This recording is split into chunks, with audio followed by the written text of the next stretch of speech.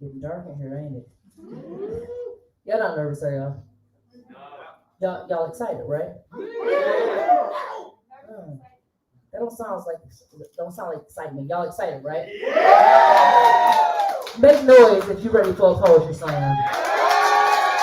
Make noise if you like science gallery. If that you, well, y'all don't know us, so it's like, I don't know you niggas at all. All right, well, I'm a part of science gallery, and y'all like me, right? Make noise for me, which is an extension of science gallery. And all the poets that you will see tonight that are some of your friends and family who you want to win money, make noise for them. But most importantly, we would not be here without being vaccinated and a Robin Theater. So make noise for the Robin Theater. You don't want to get too political, so I won't say vaccination, but being vaccinated anyway. All right, so we're gonna have a poetry slam tonight, and while people are performing, you are going to act like you are excited, right? Like this is the most exciting thing you've ever seen in your whole entire life, right? Because this is your whole entire life. Because you cannot be here tonight, right? Because we can all just, I don't want to get morbid, but be dead. So make noise because you're alive right now. Give it up for yourself because you just here. All right. So between the Robin Theater, Michigan State Science Gallery, we are producing the Steam Engine Poetry Slam tonight. And we are very excited. We have 10 poets who are about to try to determine who's going to win the money for tonight. If you want to check us out, we are inside the MSU Museum. We have Tracked and Trace, which is an exhibition on surveillance in society happening until the end of December. And we hope that you come check us out because it's free as hell. And nothing is free in this world because you're going to owe me something after you come. But anyway, it's free right now. So are y'all going to come check us out? Say yeah. Yeah. All right, so come. I don't believe that because this whole side is like one part went numb. Y'all going to check us out? Say yeah. Yeah. It's free. Come check us out. Come support your local community. In the meantime, you have a poetry slam that's about to happen. But before that, we have 5 judges that's about to judge a poetry slam. If you're a judge, put your paddle up. Oh, I feel sorry for y'all. So these 5 judges determine who are the best poets of the night. There will be 2 rounds. One round, it will be all about surveillance and technology. Then we'll have a break where we hear the Corzo Effect, which is a local band. And if you like the Corzo Effect, I shouldn't have to tell you to give it up for them, right? Give it up for the Corzo Effect. And then we'll have the second round where all those poets will come back and we will accumulate the scores. Now, judges, I know a lot of you have never judged a poetry slam before. Stephen, you want to tell them how it goes, or should I tell them how it goes? You can do it. Okay. So Stephen is from the SROP program at MSU that I perform at every year, and it is a poetry slam, except I'll be slamming because I body slam somebody, except I can't fight. Anyway, so judges, what you're going to do is you're going to judge poets based off of creativity, originality, performance, all the things that move you, right? You're judging them on a scale of 0 to 10, a decimal scale. 0 being like the worst poem you ever heard, right? It's like, oh, that was the ending to Dexter, How I Met Your Mother, The Sopranos. Fuck you. And then like, why would you do that to me? And 10 being like, Downton Abbey, I get 2 more movies. I like this place. It's like, you love it. I have to do that for like my European friends, right? So it's like, you love this thing so much, you want to take it home. That's a 10 for you. 10s are very hard to reach. You can do a 7.5, 3.6, a 2.0, but we drop the lowest and we drop the highest and we add up the 3 middle scores. So the poet who you think is doing the things that you want them to do, judge them based off of that. There's no such thing as score creep. The poet who comes up first should be judged like the poet who comes up last. Don't be like, oh, the poet who came up first, they suck because they was first. The poet who came up 10th, oh, I love them because that's the 10th time my journey has been broken. So don't do that, right? Y'all good? Y'all understand that? Yeah. If you understand, say yeah. Yeah. If we having a poetry show in the middle of a pandemic where you got your mask on and have to show your vaccination card, say yeah. Yeah. All right, because we believe in keeping you safe and believe in keeping things real. So again, give it up for the Robin Theater, give it up for Science Gallery, give it up for yourselves. And now we are ready for a poetry slam while poets are performing. Make noise. Do not be silent. That shit is weird. Okay? Trust me. My ex stayed silent for a lot of years. I don't like it. So, y'all ready for your next poet? Say yeah. Y'all ready for your first poet? Say yeah. All right, everybody, make noise. Put your hands together for Claire.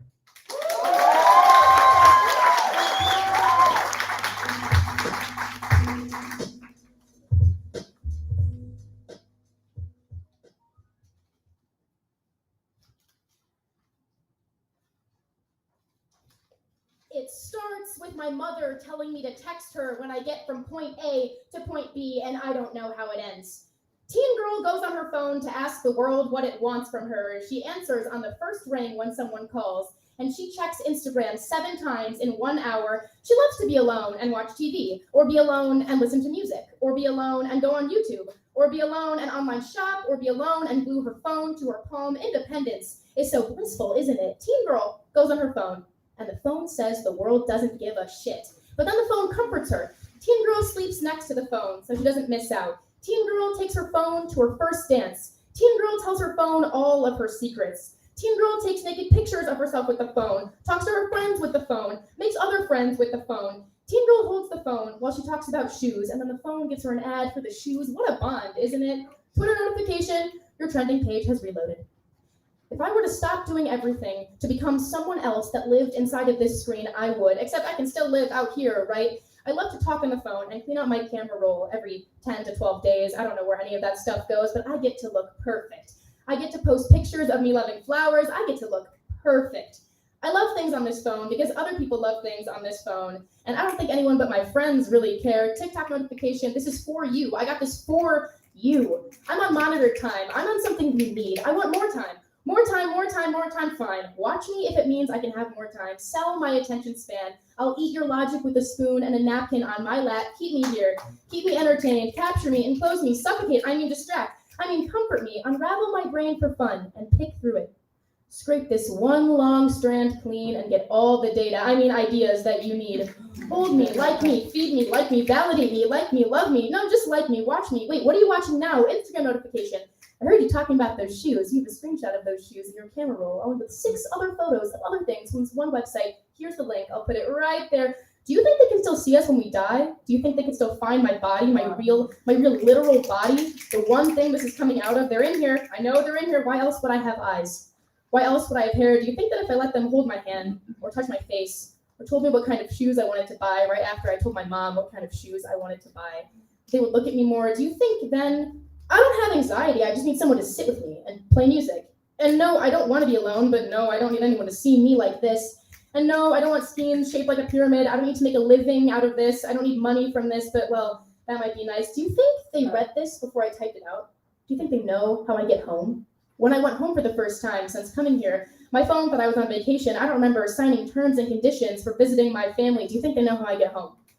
We use necessary cookies to make our site work. We also like to set optional cookies for analytics to improve our site and marketing, to personalize the info displayed for you. For more information, please visit our cookies page. Stop, but love me, like me. I don't want to search for anything too long. I must fit in, but stick out. There's nothing like selling myself to you. View me, but stop stalking me. Trace me, but do it gently. Track me, but only in my highlights, only the parts where I am not lonely. One more friend, one more friend, one more. You don't have to love me, just like me. Like 360 notification, your daughter has made it safely from point A to point B. A text is not necessary. She averaged a speed of 47 miles per hour and spent about 1 minute and 32 seconds at each of the 4 stoplights she hit. All I want is to be seen, but I am not a brain in this screen. Oh, but I love this phone. I love how it sees me. I love to feel heard. I love to feel made to feel unheard so I can be made to be watched. I mean monitored. I mean less alone. I do hate to be lonely. Google wants to know your location. Allow once, allow while using the app, allow always. Teen girl was once not a teen girl. She was just someone who just liked flowers. She was someone who had hair and clothes and listened to music on the radio, and that's as far as it went. And not a single person cared. It starts with my mother telling me to text her when I get from point A to point B, and one day, someone else will be able to tell you how it ends.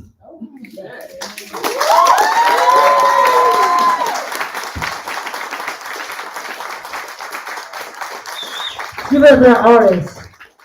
Give it up for that poem. How do y'all feel? My mama ain't got my location. She never had it. She never will. But that was such a good poem. Judges, how do you feel? It's your own feelings. Okay, all right. Judges, scores in the air, scores in the air. We can't take all day. We got another poet. All right, so I need to not remind you, but tell you we don't have security tonight. Okay? So if you say some shit in the judging area people don't like, we cannot help you. This is not a part of MSU's insurance, not a part of my insurance. You on your own when you leave here. All right, judges, how you feel? So, first of all, again, give it up for that poet. Make noise for that poem. Doesn't matter how you feel. If you up here, everything is good. Put your scores up in the air. All right. You got it? Write it down. So, if you don't like what the judges are doing, you have two reactions. If you like it, you can make noise, right? If you like a score, what do? Clap, snap, make noise. If you like a score, what do? Make noise, make noise. If you don't like a score, what do? Oh, you can do that. All right, so put your scores up. All right, we got a 7.4. How you feel, audience? We got a 6.5. How you feel, audience? We got an 8. How you feel? We got an 8.4. What you got back there?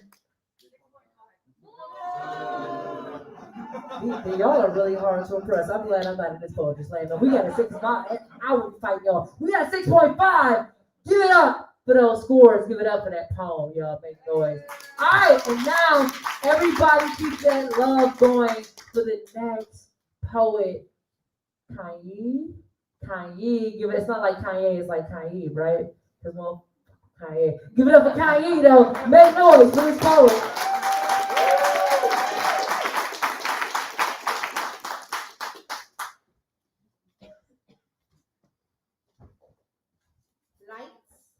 Camera, action. My teeth are lined up at the back of my throat, barely holding themselves together. My makeup was professionally done in my dressing room, so they must not know it's a mask. And I spent the last hour looking for ways to tame my accent. People have come to watch. The flyer said I would be good. They said I would be posed in an arch looking up to the skies. They said I would understand depression for 50 minutes because the people with depression have come to watch. They said my anxiety was fleeting, and it too was professionally done in my dressing room. The little excerpt said that it starts at 7 p.m. So I must have my mother on a leash by 6 or 5. If she's seeping through my bruises, she can't be. People have come to watch. The little excerpt said this was a coming of age film. So I went to rehab to ask my sister how she turned addiction into a disappearing act, to ask my sister how she became so fluent in playing dead. I ran lines with my best friend over Zoom, or perhaps it was the guy from Apple. The sound of his Adam Apple was screaming in the screen. It would buffer every time I talked about my body. The stage managers are everywhere, constantly on call, waiting to give me the line, even when I don't need the line. For this play, the script changes every day, but the Instagram page doesn't. It still has me smiling in rehearsal next to the director's dog, or a screenshot of me running lines with my best friend over Zoom. The flyers still have me posing with an arch in my back, looking up to the sky. I can't forget my lines. People have come to watch. The girls from lighting said they saw me in the corridors of my apartment complex. Something about the extensions of their smile and the way they had the spotlight within perfect radius of my body made me wonder whether they'd been to all my rehearsals, even the ones I had on my own. I can't dwell on it too much. The script may be changing and I may be gaining weight. I may not have the same arch I had in my back when I was 5. The flyer said I would have the same arch I had in my back when I was 5. My body doesn't change in the flyers. The website said I've been acting for as long as I can remember. And my memory is just as good as the changing script. The stage managers are everywhere. rehearsals on my blind date, rehearsals with my therapist, rehearsals at my father's funeral. They want the best for me. They know people will be watching when it's time for the show. I open the curtains and everyone is clapping and standing and grabbing their bags. People have been watching. The show did go on and on and on and on.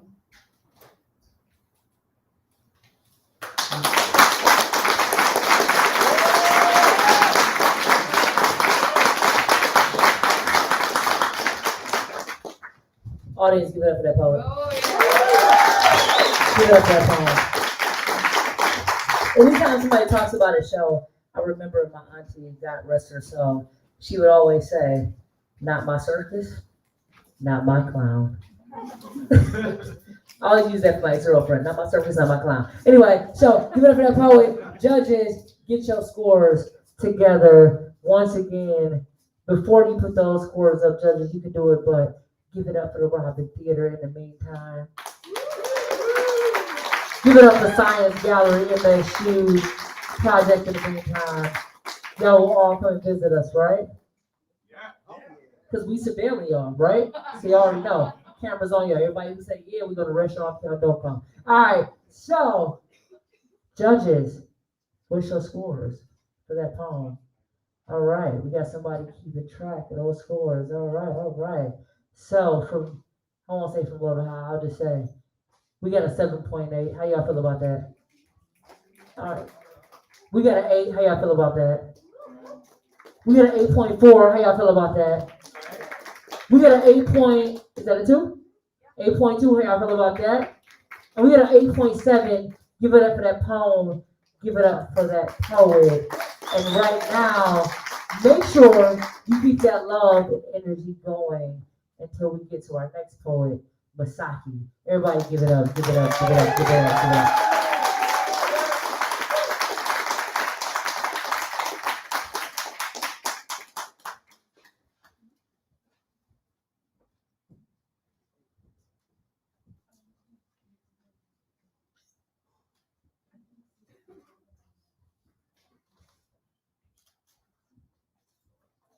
To the gods of social media, please help me find my son. May your all-seeing eyes bring him home. My friends, share my post for your counts like the way I count the beads on my prayer bracelet and chant Ame Tofu. I could have made this poem about race, how he would never be getting the Gabby Petito treatment, how my genetics may be the reason he would never be a Nancy Grace, but fuck a slam. Everybody knows I can outbar everybody here. But this is a father's plea for your help. He's 15, 5'4", about 130 pounds, last seen in Okemos, rumored to be housed by some lady who's a predator giving kids drugs. That's my baby, born a day late, 10/08/06 at 2:45, and he's always been that way, working on his own time. When he was a kid, we used to rock, match, and Run DMC t-shirts. His first CD ever was Dylan's Band. The music he listens to these days is really bad. But I tolerate it because I love him. I still see him as my baby. He used to always carry around doggy everywhere, thumb and mouth fiddling with its tail. Couple of nights he lost it, came back out of his room because he knew his parents were so worried and said to me, "It's okay. Doggy always comes back." He didn't know how many nights his parents were in the rain with flashlights trying to find this thing. There's no milk carton picture for a stuffed doll, only a Facebook post. Where sometimes you forget the name of God because you're never good with names. No one knows even at 15 he still sleeps with that dog. Doggy is still at home waiting for him. Doggy looks at me like, Mama always comes back. Doggy doesn't know his mom and I have been out looking for him in the rain with flashlights. The poetry room is said to have brought new life to the Lansing art scene, to the gods of social media. Let me cash in my pride and karma coins. May the useless prayers and good vibe comments that stuff up the feed be used to bump up the algorithm. I ask my entire network to share this post. To the gods of social media, someone knows where the fuck he is. May that extra share be the powers to find that person who reunites Milo with his doggy.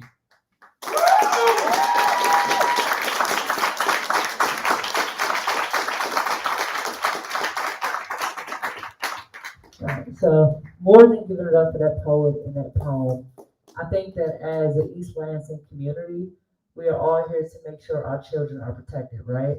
Because it's not just like a poem about somebody who's missing. That's a real father missing his son. So if you're going to try to find his son with all of us, say Milo, that's not good enough, because if my son was missing, I would hope that we are all involved and would say Milo, yeah? Yeah, that's important. And he still showed up to do a poetry slam with us tonight, to make sure we had live stream tonight. And this doesn't affect the judges' scores, right? His poem is his poem. That's not what this is about, because it's unfair to the other poets. But he's missing somebody that belongs to him, and he's good to us, and we are good to each other, right? Yeah. And we're here for each other, right? So that's all this is about. So let's find his son. Now, I ain't got no jokes, but I will say, if my nephew went missing, that nigga ran away on his own. Y'all can laugh at that, because he will come back, trust me, in like 2 days. All right, so give it up for my nephew, who's bad as hell.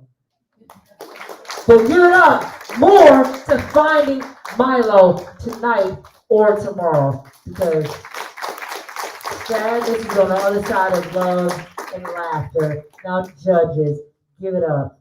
You can't stop wiping your eyes, can you? I'm gonna take off my shirt and give it to you. Then I'm gonna get fired from my job. So I'm like, oh shit, my boss here, but you can't. You sad, ain't you? Go in the back. So, all right, judges, put your scores. You cannot stop right now. I love it. I don't even know what tears are. So, 1, 2, 3, 4. Oh, I like this, judges. Y'all ready? Yeah. If you boo, at this point, we gotta put you out. Okay? I can't help it, but we got an 8.1. How you feel? Y'all don't know what to do. We got a 9. How you feel? We got a 9. How you feel? We got a 9.1. How you feel? What's it?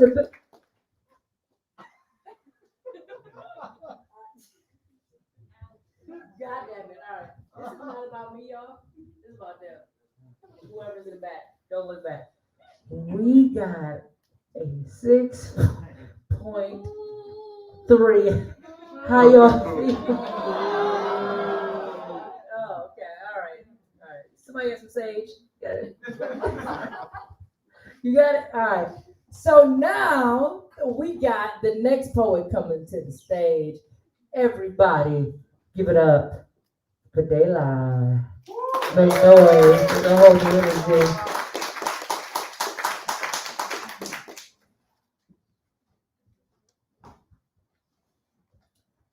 Feeling a little hungry with an urge for something new, I picked up my phone and knew just what to do. Black mirror, I inquisitively said, where is a new place to make me feel well fed?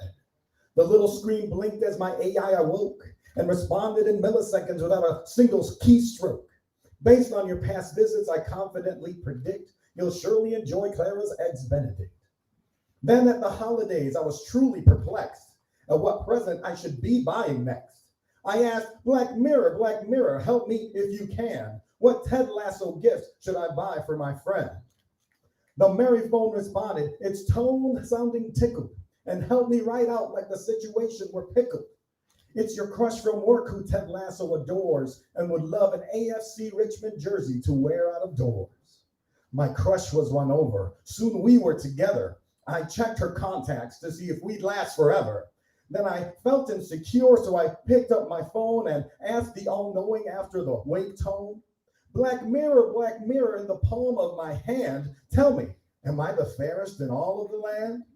The beloved assistant worth a gold ingot replied in a rich tone voice sounding self-satisfied.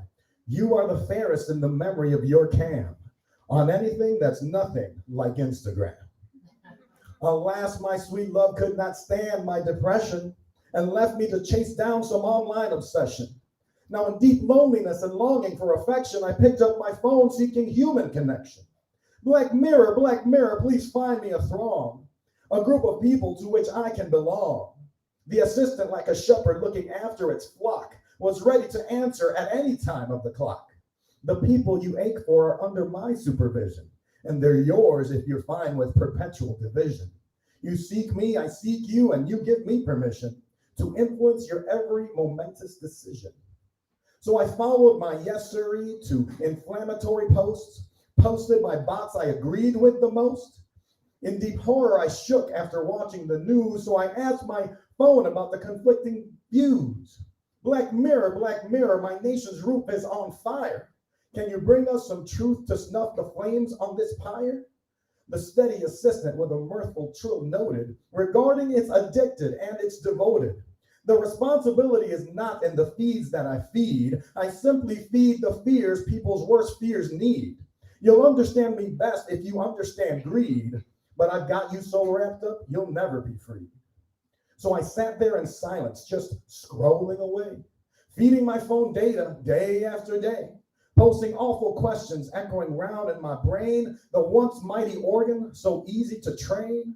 Black mirror, is it true what they said, that you know me so well it's like you're in my head? It's like you're a vampire I've invited right in, and you keep sucking life out the websites I've been. Can you please explain how I quit you right now? Explain how to pull you from my veins somehow.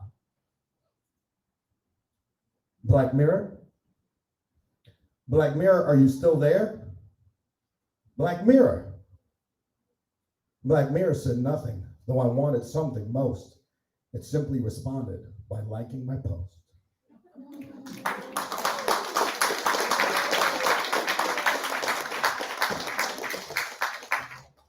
Give it up for that poet. Give it up for that poem. Judges, how do you feel? But before that audience, how do you feel? Oh, boy. All right, so judges, scores up. All right, so we got a 7.1 in the back. How you feel? We got a 7.5. We got a 7.5. We got a 7.6. And we got an 8.4. Give it up for that poet. Give it up for that poem. And then we got a question. What are your favorite Black Mirror episodes? I gotta know. What is it? Shuffle dance? Shuffle dance. What is that? Oh, shuffle dance is like one of my favorites. Why is it your favorite? I gotta know. It's just twists and turns. Well, No, I need details. Well, it's like a tie. So that one and like Jupiter. The two lesbians. Yes. It's all give it up for the lesbians who are there being lesbians doing lesbian stuff. It's like that's also my favorite episode too. I wrote a whole poem about it, but you know, if you got the name of it, I will pay you because you expose your bisexuality. That's why nobody's sitting next to you because it's like nobody can sit next to me because it's anybody. So anybody else, what is your favorite Black Mirror episode? I gotta know. Y'all know. No dive. It's called no dive. Okay. It's about nosedive, yeah. That's the worst. That's like season 3, first episode. It's the worst episode ever. Like, it's like social currency. I hate it there. Yes, but I do like your episode because I like lesbians who survive being lesbians. So, all right. Outside of lesbians, if you enjoying the Poetry Slam, make noise. All right, so give it up for our next artist coming to the stage, who is Jillian. Make noise.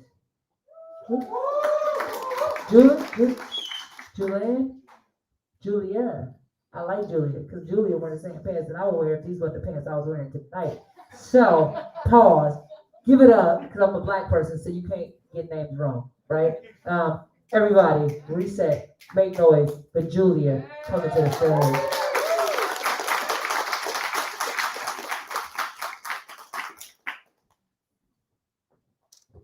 Suggested for you. 1. Amazon has started recommending chest binders. I'm afraid of what my parents will find if they Google me. if they discover my poetry on the internet talking about gender and recovery, I had to remove my mother's permission from medical records so she wouldn't know I'm getting eating disorder treatment. 2, I'm afraid to order a binder on my debit card. What if my mom sees the charge and Googles the company? The myth of my privacy dissolved when she read all my 13-year-old poems and then told me it was all in my head. I don't know how I could begin to explain this body. I could pull up years of search history. Anorexia inspo at 12, signs of a panic attack at 14, intermittent fasting at 16, am I gay at 17, non-binary definition at 19, physical signs of anorexia at 20. You could piece together every poem I've ever written with that one magnifying glass. 3, I can't use my home address for shipping. I'm afraid to put pronouns in my Instagram bio because my cousin follows me and we haven't seen each other in 3 years, but the internet has a way of filling the gaps with too much information and not enough context. If my parents intercepted that package, I don't know where I would go in the shoulder seasons.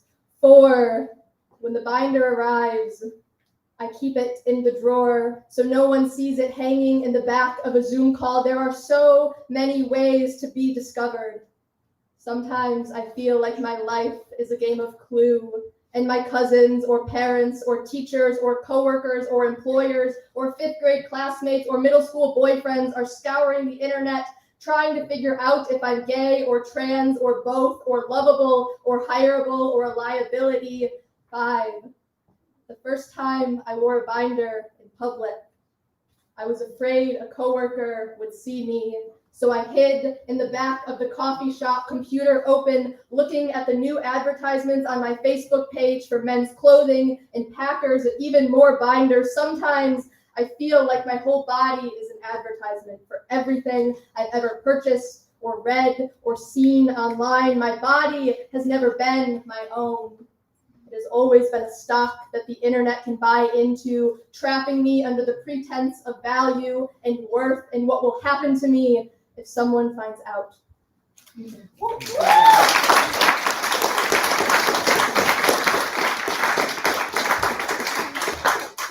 Give it up for the audience, for the artist. Audience, how you feel? Judges, how you feel? So, I found the poem. It is about San Junipero. Who want to go to San Junipero? 1, 2. I'm trying to figure out how many people I need to put on my insurance. So 1, 2, 3, 4. I can only put 1, but y'all gotta find it out like Squid Game. So you'll win. All right, but it is San Junipero, which is a great poem. Give it up for that poet again. All right, so judges, we need your scores. We need your scores. All right, we got an 8.4. We got an 8.5. We got a 7.8. Y'all can boo. It's like, I know it's my girl, but boo her. Whatever. We get an 8.4. What's in the back? Oh, we got an 8.2. Give it up for those scores. Give it up for that poet. And next coming to the stage, everybody give it up for Jillian. Make noise, make noise, make noise.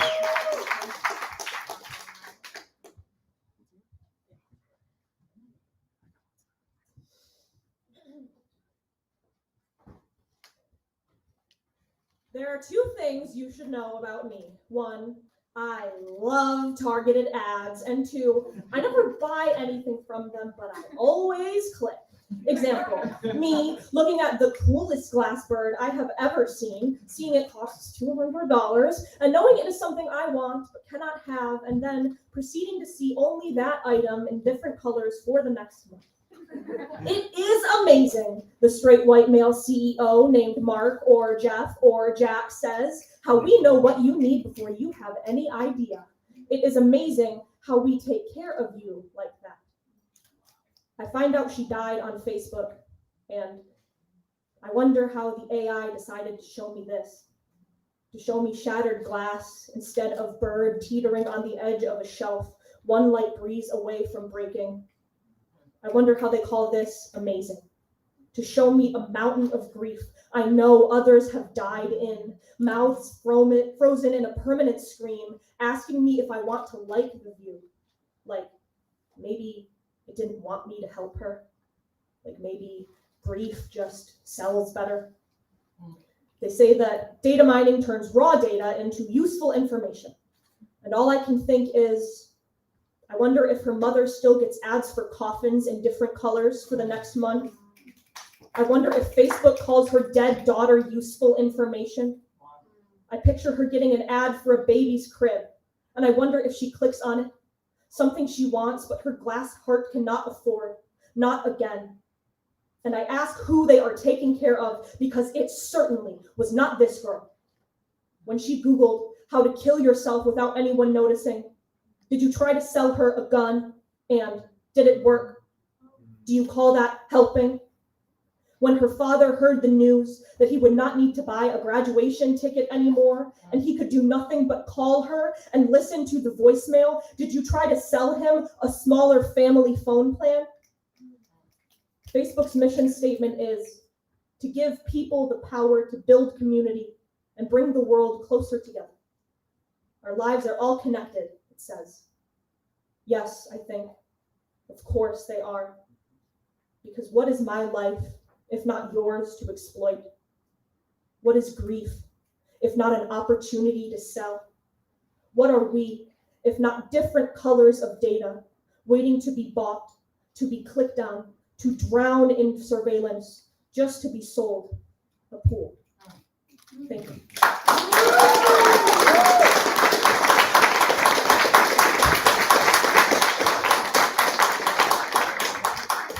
Give it up for that poet. All right, so this is a very hard thing to do, especially for people who are not people of color, which happens to be white people. So we're gonna look at each other, right? The person next to you. I'm black and I'm kind of Christian, not really, but we're gonna look at each other and we're gonna say no more trauma porn, right? That's hard to say. That's hard to do because we have all built our lives off of that, right? Especially me. I'm like, my brother did. Girl, give me everything. So look at each other right now.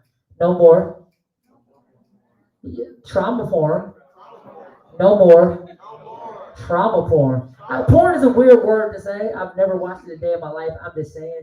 Like, I swear to God, I'm not that person. Like, I would only open one button, not two. So I'm really saying, like, people died, and we're not capitalizing off of that, right?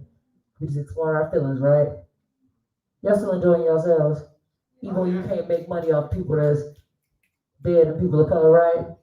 Make noise for yourselves, being authentic, being genuine, actually helping people, not capitalizing off the stories that aren't yours. Y'all right? Y'all good? You thinking about it, you're like, shit, how can I do this? I don't know. But you're a person of color, so I can't check you. Anyway, all right, judges, what are your scores for that poet? Genuine scores for that poet and that poem. All right, so in the back, we got an 8.1, give it up. We got an 8.5, make noise. We got an 8.6, make noise. We got a 9.7. We got a 9.3, give it up. And everybody, make noise for the next poet to the stage, Taja. Everybody, give it up until Taja gets to the stage.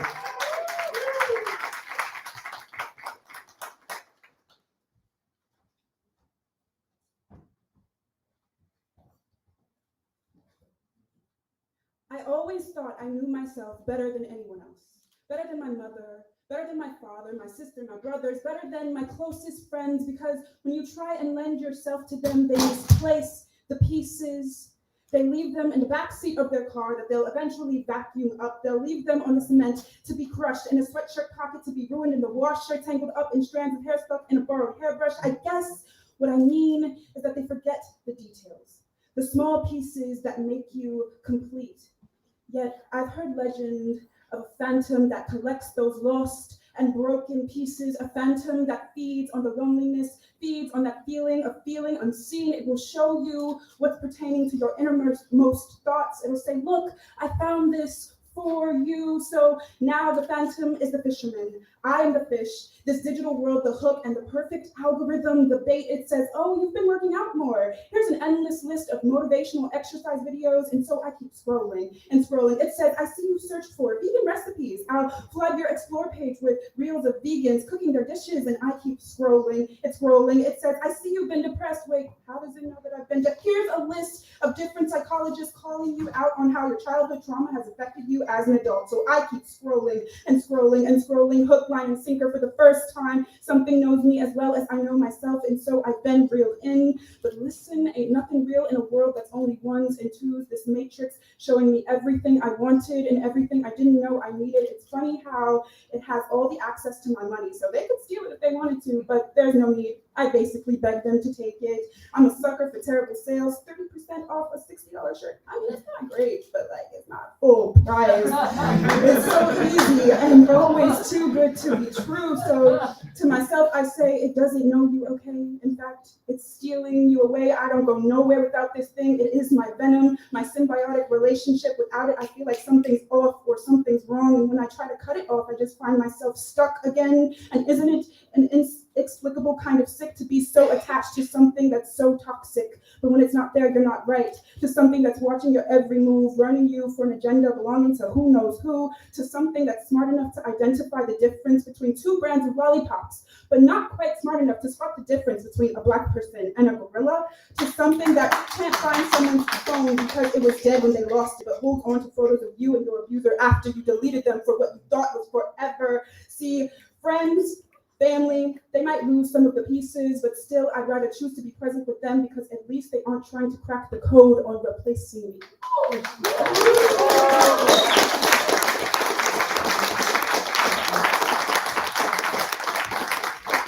Audience, give it up for that poet. Give it up for that poem.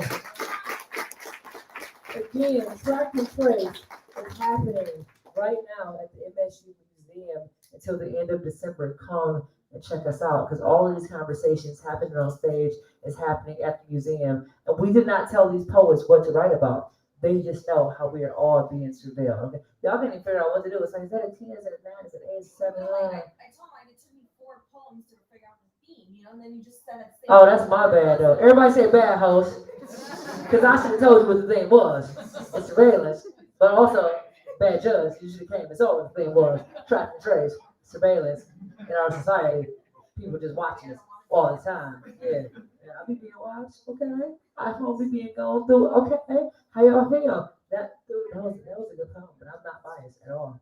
That was a good poem. How y'all feel? We got one more round, and people are getting money in a pandemic. So how do y'all feel? Give it up. Put your scores up, judges.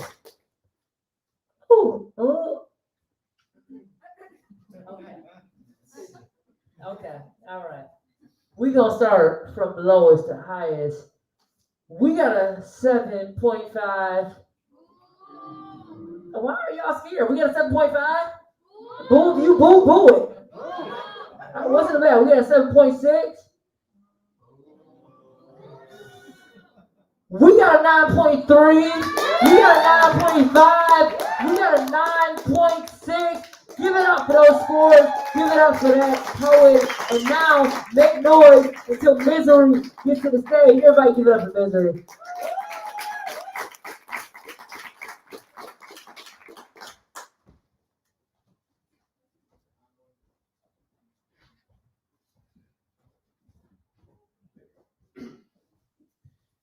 The Hewlett-Packard Pavilion Notebook was a great laptop that only had a small issue with its webcam not seeing contrast in conditions with insufficient lighting, which is why it may fail when trying to identify and track foreground objects.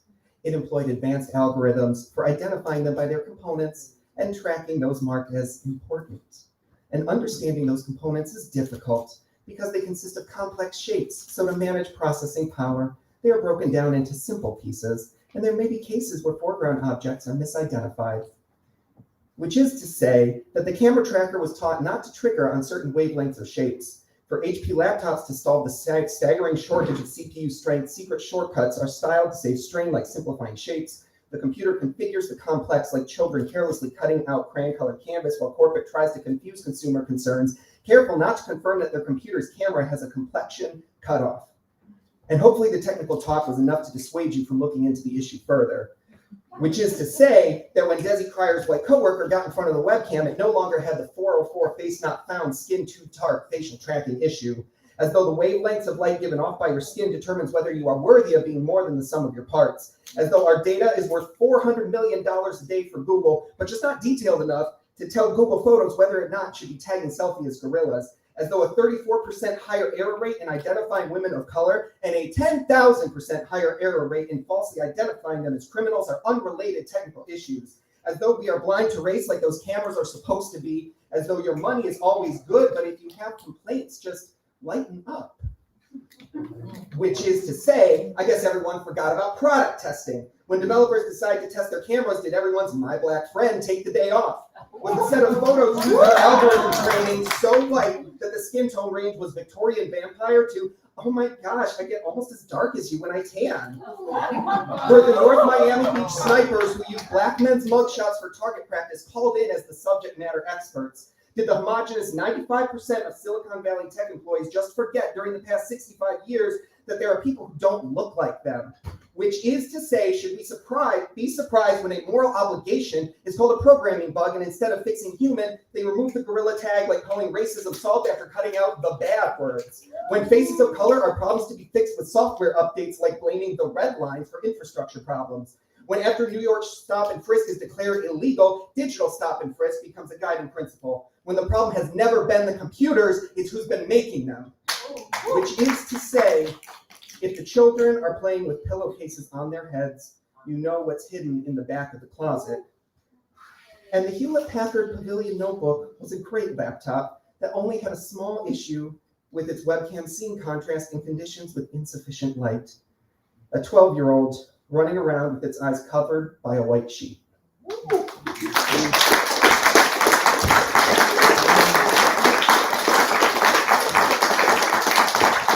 Audience, give it up for that poet. And give it up for that poem. Judges, how do you feel? Scores.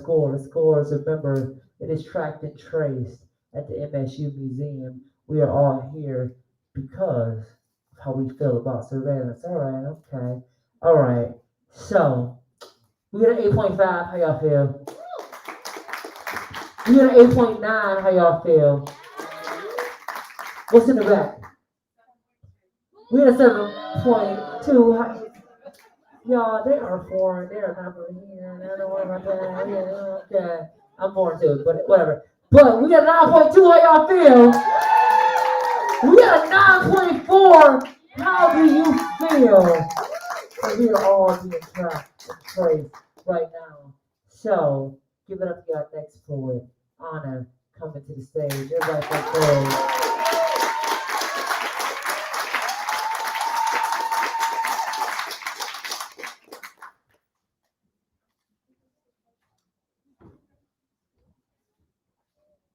Bite the apple.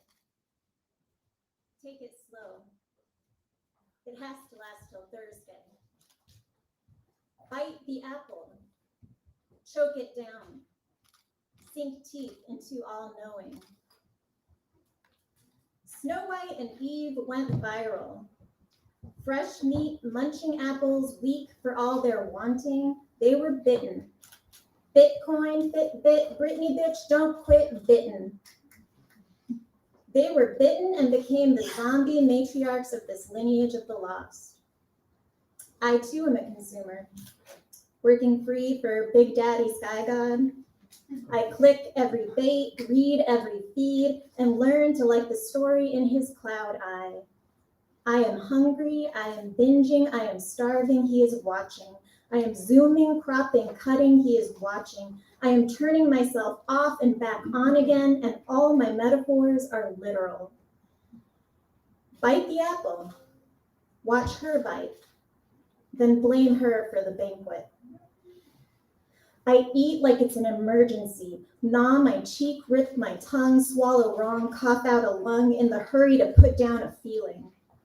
I consume multitudes. Galactus, eater of worlds, gobbling up, barely chewing a Haagen-Dazs sticky sweet porn show where I fuck myself over till I'm numb. I tell myself, don't. Don't let the likes of a thirst trap kill you. But notes of envy already bloom green on my tongue. I tell myself, don't be data in the shape of a girl. Don't buy the boots or the face erasing acid or the serum to grow back the eyeballs they sainted you for plucking out years ago. Don't eat too much or try too hard or look too long. Don't fuck. Don't scrutinize your lack. Don't self-attack. You are multitudes, you stupid bitch.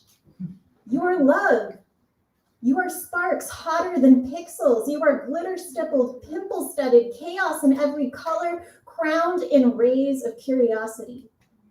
So ignore the hip points and tit slopes, all the bruised, perfect peaches, lost puppy eye fucks that tell you to go kill yourself. Don't. Gorge on the latest powdered mesh, pouty flesh portions of sex, though they scatter like breadcrumbs in a happy trail before you. You, eye of the beholder, you, don't do it, you who are so hungry.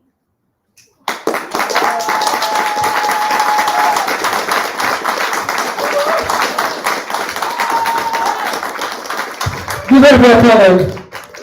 Give it up for a poem. If you happen to be hungry, there's real good pizza next door. Might be a little late, but it's good. All right, so again, we are Science Gallery as a part of Michigan State Museum. If you plan on visiting us, make noise. That's not strong enough, make noise. We free as hell, so you just come and kick it with us all day, every day at Michigan State. But we also have visitors in the building who are the actual founders of Science Gallery. So give it up for those people who traveled all across the pond in the actual pandemic. And that's a really big thing, because I didn't want to travel from Detroit here. They traveled from Ireland and Atlanta here. So again, make noise for them. Make noise for y'all. We're all here. All right, so before our last poet of the first round, I know it seems late, but it's only 8 o'clock, 9 o'clock, 10 o'clock, 6 o'clock, depending on where your body clock is. So, but it's still early for us here. We have one more round, and we need those people to have our full attention. But we also need the band who is playing on intermission, which is the Corzo Effect. If you ever heard of Corzo Effect, say Corzo. If you haven't heard, pretend, say Corzo. You coughing, what's wrong? Because you sure? Because we got free COVID tests at the museum. So come there and get that. So, anyway, so judges, how y'all feel about that poet?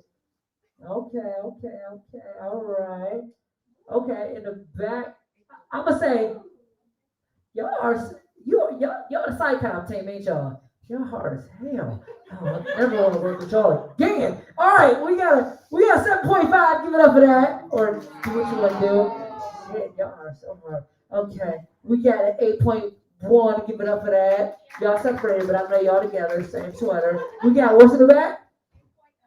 We got 8.9. We got an 8.8, and we got an 8.7. Everybody make noise. And now we have reached our last poet of the first round. But you would judge the last poet how you judge the first poet and the poet in the middle. Y'all good with that? It's no special treatment here, unless you treat me special. Like buying me drinks, paying my phone bill, buying my right.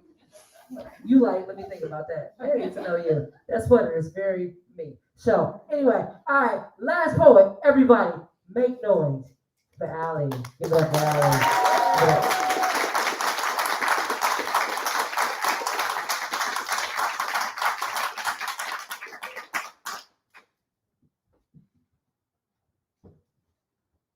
My phone recognizes my face with the lights off. It recognizes me before I recognize myself, and I call it convenient. It tracks how I sleep, each step I take, how many hours I spend scrolling aimlessly, and I call it useful. I tell my friend that I need something nice to wear, and the next day all my ads are for sundresses, and I call it a coincidence. It's easy to hide behind conspiracy theories and ignorance, like the birds aren't real and your own personal FBI agent tracks your internet activity, microchips in the vaccines. If everything is a joke, nothing is real. Nothing is frightening. If I don't understand something, it can't hurt me. The thing with stealing my data is it is not a loss to me. I can't feel it leave. It isn't sharp in my stomach. Whoever it is tracking my information, bot or corporation, or the real flesh and blood person behind them, already knows my passwords, my birthday, my mother's maiden name, any secret questions I hide away in incognito browsers, anything in the hidden folder. I am just a rat in someone's omnipresent lab study. Yesterday, I searched, why is it scary our data is tracked? And Google corrected me. Did you mean, why is it scary your data is tracked? Reminding me there are eyes everywhere fixed on me, bloodshot with red wires leading where I can't follow. It's easy to see the spotlight beam of the panopticon and call it the sun. There's so much I don't see. My eyes are blue loading screens. I cannot sleep without the static, the buzzing like bugs in the walls. There's no escape anyway. Off the grid is just another box on the spreadsheet. The deeper I look into it, this spiraling iris of binary code, the deeper it will look into me. Isn't it safer to pretend the sticky note on my laptop camera does something? Avert my eyes from unblinking lenses, pretend I can be alone. Is there such thing as talking to myself when something is always listening? Thank you.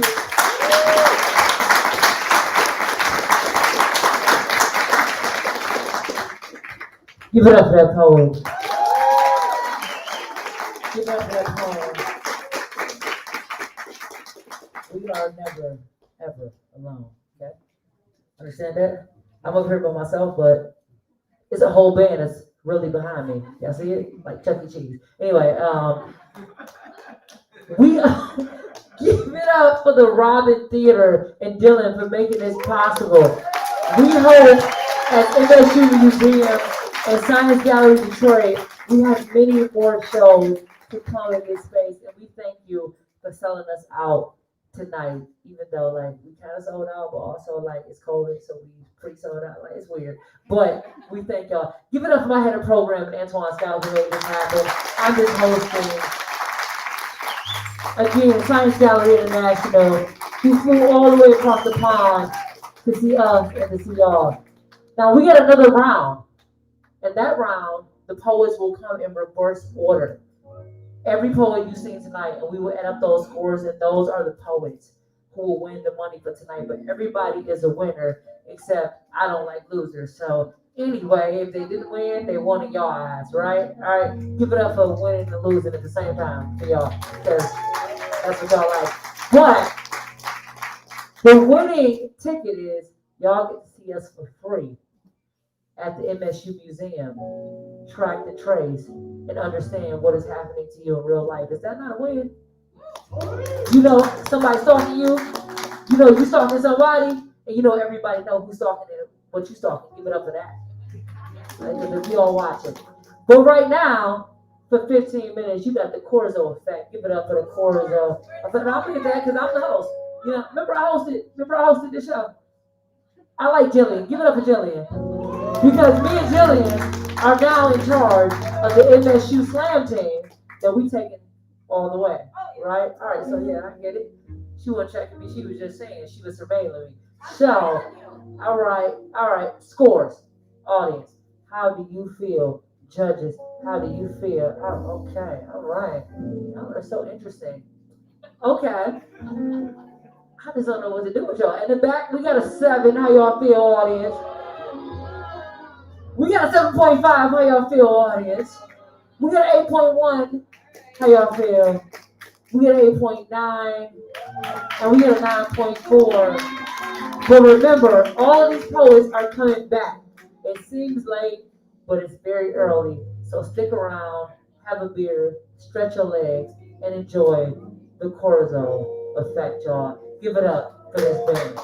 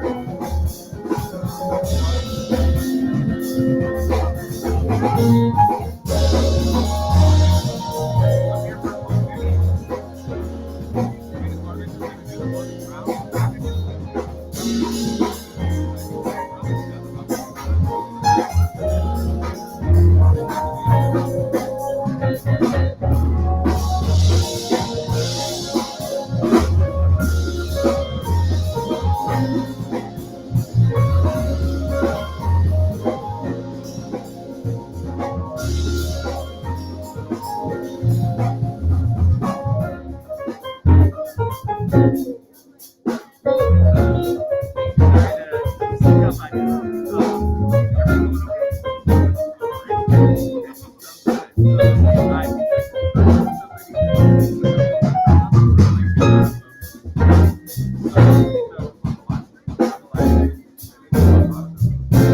that? Right.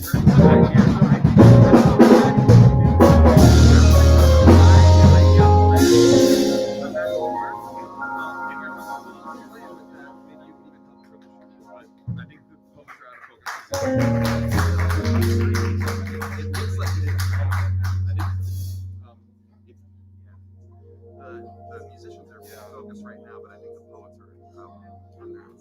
So anyway, other than that,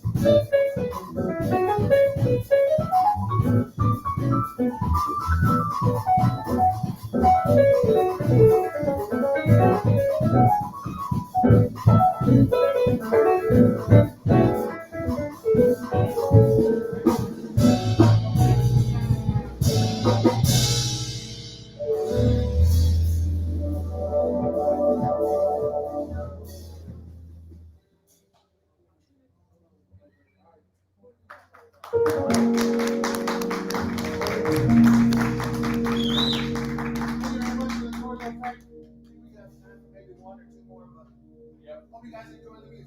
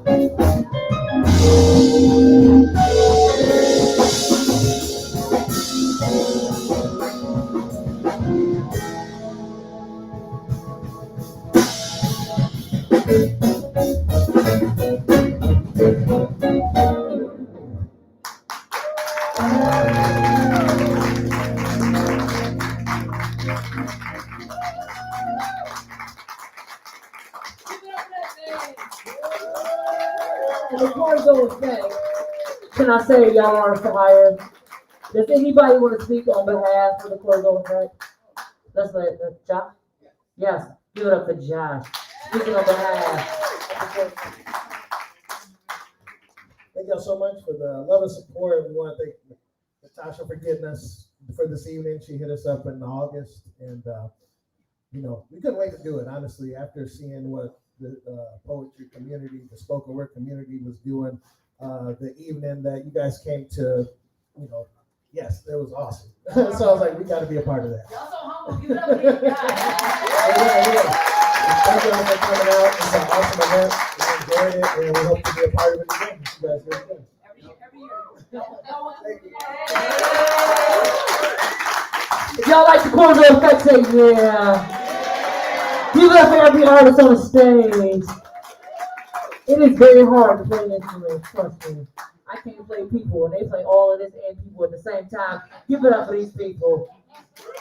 Give it up for these people. Give it up for East Lansing, having one of the best bands in America. Thank you, Corzo Effect. And we will have there and many more events to come. Y'all are really, really good, and we really do appreciate y'all being here. Absolutely. So, what are y'all names though? We got Josh. Give it up for Josh. What's your name? Hezekiah. Give it up, Hezekiah. Give it up for Austin. And give it up for Caleb. All individuals coming together to make something great happen. We appreciate y'all. We will let y'all play all night if we wouldn't get put out of this venue in like 30 seconds. So, all right, but we really do appreciate them being here because they are a staple in the East Lansing and Lansing community, and that's the reason that we booked them. So, not only give it up for them, give it up for yourselves for appreciating good art and good music in the community. All right, are y'all ready for round 2 of the Poetry Slam? Say yeah. I know it seems like we don't get y'all out of here, and me and my head of programming, friend and co-worker is going to take over the second half of this show. I know y'all going to miss me, but I'll give y'all my number after the show because y'all can have my number and then text me and stuff. I'm not going to text back, but whatever. So, but we split responsibilities, and he's going to be really excited to host the second half, but I won't kick off the second half. Y'all okay with that? Y'all ready for Antoine Scott? Say, hey, Scott. Say, hey, I know it's hard to say, hey, Scott. Say his mama put too many names and syllables in between his name. It's like, I still spell it wrong, but give it up for Antoine, y'all. But not yet. Because I get to introduce the first poet of the second round. They're going in reverse order. Again, you judge them like you judged every single poet in the first round. There's no biases here. First poet in the second round. Put your hands together for Allie coming up to the stage.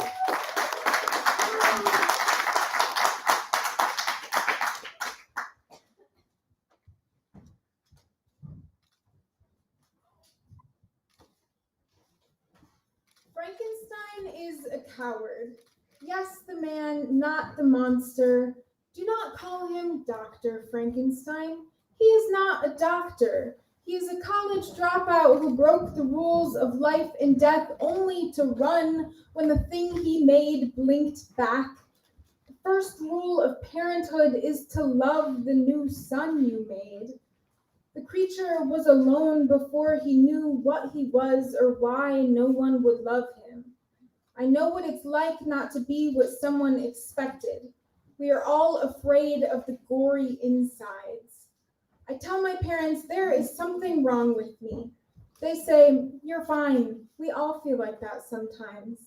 The second rule of parenthood is to listen. When your child tells you they are not who you think they are, don't tell them they are wrong. When the creature you made tells you he can read and write now, don't tell him he is still a monster. My mom tells me stories about her parents spending holidays at the casino, leaving her alone with the Christmas tree and opened early packages, wrapping paper strewn about. And that story is not mine, but I carry it with me. We are nesting dolls hiding each other's heartache. I am stitched together with my mother's pain. Her insecurity is my insecurity. The third rule of parenthood is to pay attention to what you are passing down. My mom is anxious about people watching through the windows, so I keep all the curtains closed. My mom has stage fright, so my hands shake. I don't know how to separate myself from those who brought me into this world. I have to dig up corpses of my family's trauma to put myself together. If my parents didn't name me, I would not have a name. I too would be creature, would be monster, would be wandering aimless with no place to call home. I don't know who I am alone. Someone asked me if I'd ever get a tattoo, and I say my mom doesn't like them. My opinion doesn't even occur to me. And this is not a lightning strike revelation. When you're pieced together from other people's issues, it's hard to feel whole. And I would blame Frankenstein, but I would never blame my parents. They are the best I could ever ask for. I don't think it's possible to give life without inflicting pain. Thank you.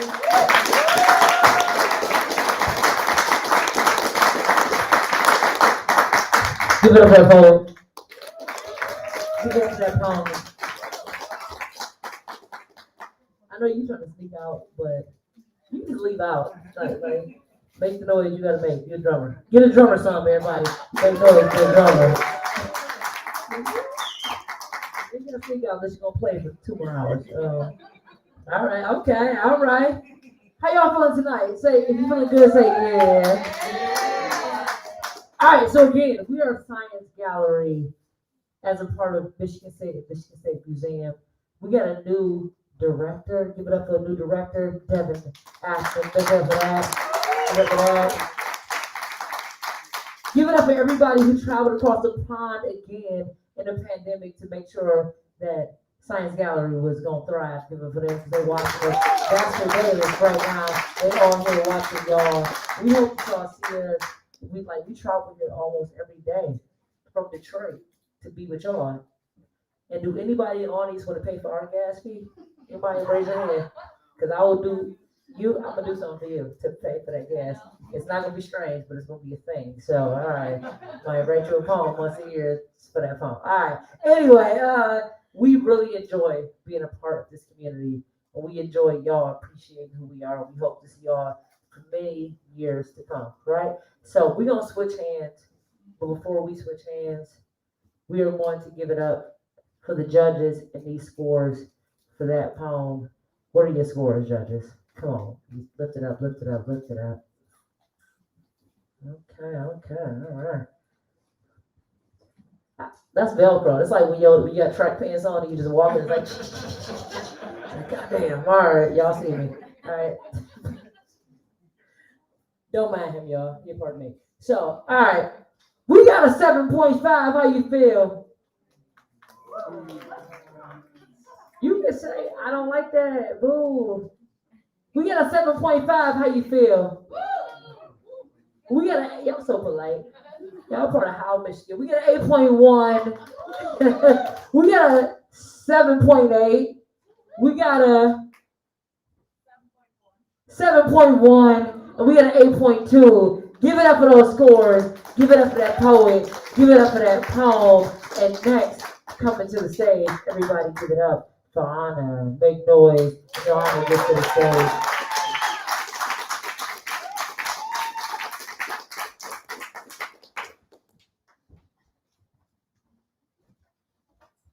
My family, the dead ones, speak to me in tree.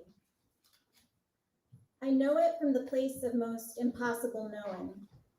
I know it because when they chatter, every cell in, every hair on my body curves open-shelled, cochlear, to listen till the phrases drop softly into the white cups of my hands. Manitas como lunas, puedo sostener la voz de mi sangre en estas manos. Mi familia, los que son muertos, me platican en árbol. Toda oreja, mi cuerpo no me deja oír nada más. I've known it since before there was a knowing, that it's they who poke through the sky and rumble persistently patient through branch sway and leaf whisper. The ones I miss, the ones I don't know, the ones I hate or deny. These ones who are dead yet speaking, they come with the rush of my history. The Spaniard that both killed and made me. The Indian that we hide or fetishize depending on the occasion.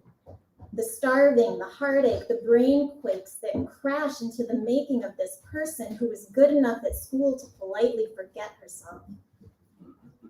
Me ven a decirme that I am held in little hands made of blood and time and spirit. Me platican así como ru, ru, ru, ru. The way my father rocked me when I was a baby. A calm, fur-lined hush, whirring, purring, rollards stirring, ru, ru, ru, ru. Of branches that murmur my heart clean through sun-mottled sounds of leaves tickling each other's backs. The trees form a ceiling of sentences I can't understand and do comprehend. Long-fingered waves of story, de soli, aire y soli, hojas y soli, the space between you and me. No translation for tradition.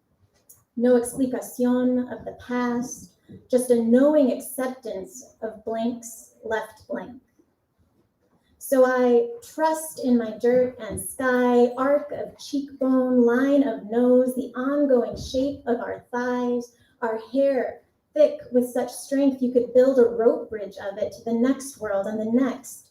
And maybe there, my family, smoking and joking, and carving stories in the air with their small hands will stop mid-sentence and recognize me and say, Mija, they'll know me, even with these tattoos that cover my skin, this Michigan that I wear, and the tongue that's lost the flavor of her language. And I'll say, this is who I am, and this is where I'm from. And all we will hear are the rolled R's of trees.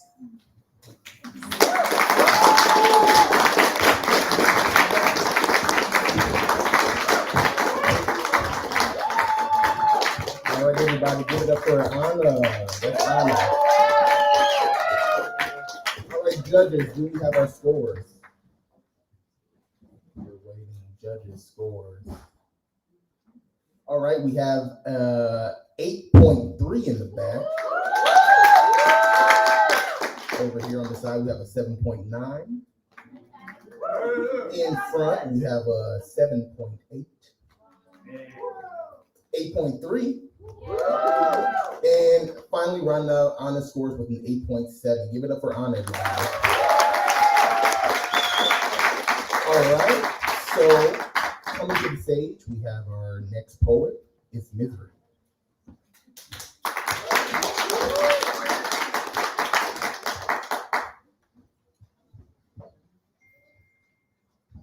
It takes roughly 2 days after I catch a cold before I'm convinced I will be sick forever.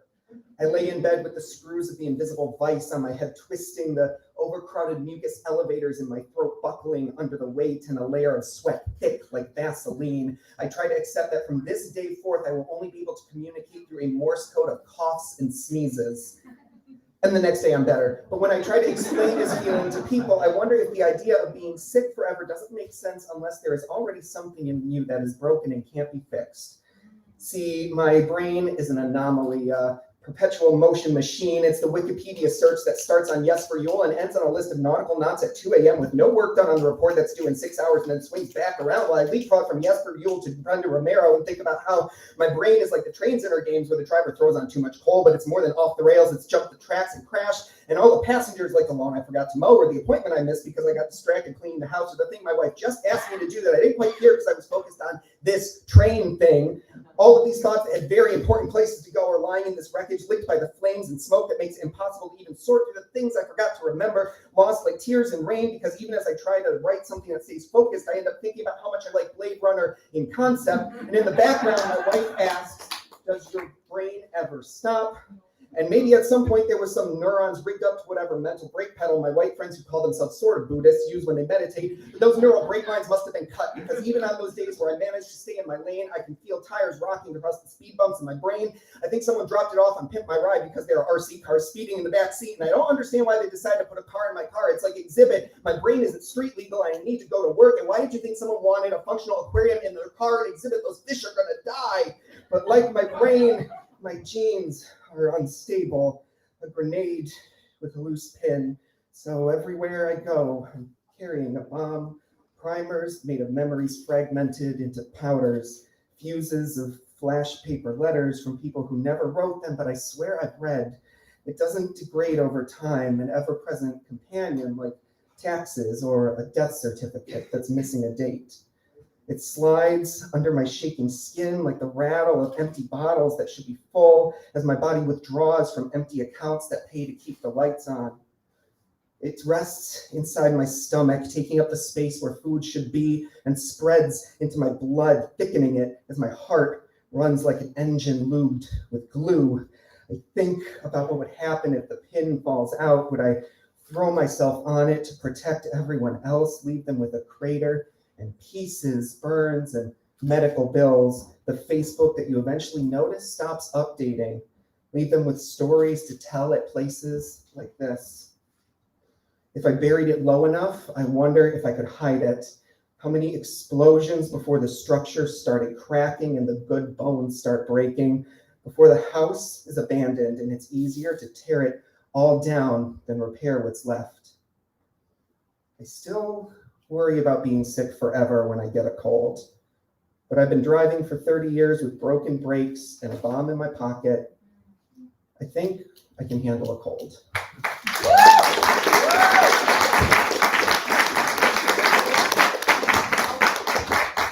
Everybody, that was Misery. Everybody, give it up for Misery. Wait for the judges to calculate the scores. When you're ready, judges, place your boards up. Okay, we have a 7.7 in the back. On the side, we have a 9.7. 9.1 in front. 8.5. And then rounding out our scores with the 8.8. Everybody, give it up for Misery. All right. And we're going to keep the show moving along. And we have our next poet coming back to the stage. It's Taja.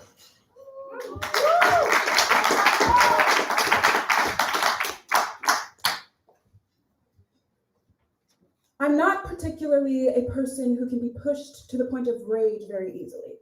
I'd be so inclined as to call myself positive or optimistic, keeping my chin up no matter how tough things get, treading along just to keep my mind afloat. Sometimes I'll dive into things head on, and sometimes I'll dip my toe into them, trying to assess if that's something I want to get into, because sometimes we have to step into things we're uncomfortable with. Sometimes it's not even a step, it's a push. Then you're in too deep and you find yourself struggling to swim out, and you know how they love to say Black people can't swim. Well, some of us are a little slower to go into the water, since sharks began to crave the taste of our ancestors after following slave ships for 200 years, waiting for the white men to throw dead Black bodies into the sea. The sharks followed the ships with a constant, unsatisfied bloodlust until it became a migration pattern. But Times are different now, right? So I decide that I'm gonna learn how to swim. Yet I find that it's a little difficult, that I'm struggling just to keep my chin up against the waves that keep crashing down on me one after the other, so that there's no time to catch my breath. So treading becomes thrashing, fighting to keep myself upright, to keep my body afloat so that I don't go under. Then I realize that there's nothing I can do to keep myself from drowning, because I'm not drowning, I'm being murdered. I wonder how long it took Grand Valley State University student Talia Lowe to realize that it didn't matter whether or not she could swim, because sharks were dragging her down. She was being murdered. She died the moment she stepped into the water with them, the moment she got out of the car with them, the moment they invited her to the beach for a swim, and she said, yes, you see, sometimes you'll be swimming in shark-infested waters and not even know it, because they don't reveal themselves until it's too late. And I'm not sorry if this makes you uncomfortable. This is rage, and this isn't the kind of thing that you dip your toe into. This is something you gotta dive into. So I'm not sorry if this makes you want to sink in your seat. Talia Lowe's last revelation was that her friends cared about her so little that they would watch her body sink to the bottom of Lake Michigan. So no, I'm not sorry if this is a little too deep for you. I wonder how deep Lake Michigan is, and whether or not she had time to send her mother thoughts of her last goodbye before the water had risen to her mind. Lake Michigan is 925 feet deep. Her mother will have to bury the antiquities of her daughter's soul in place of her body, because it is somewhere that a mother's touch cannot reach.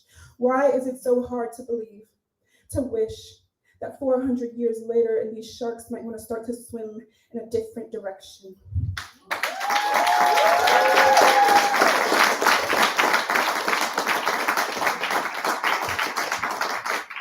Everybody, that was Taja. Taja, we're gonna wait for our judges to put their scores on the board.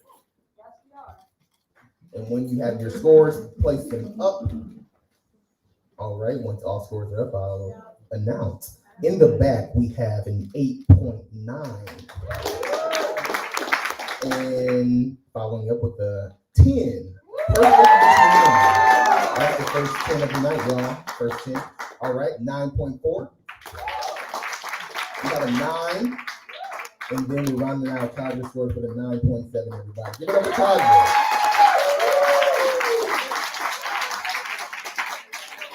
All right, coming to the stage, everybody give it up for Jillian.